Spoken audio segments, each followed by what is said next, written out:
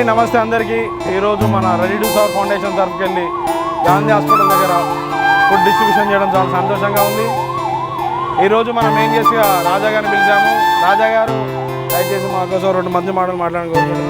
Thank you Prashanth గారు, ఒక మంచి కార్యక్రమంలో మమ్మల్ని కూడా భాగస్వామ్యం చేసినందుకు.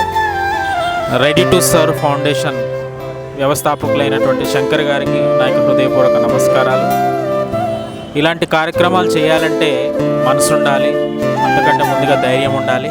ఆ మనసు, ధైర్యం, మంచితనం ఉన్నటువంటి శంకర్ గారికి రాజా ఇన్ఫ్రా డెవలపర్స్ తరఫున ప్రత్యేక ధన్యవాదాలు తెలియజేస్తున్నాను.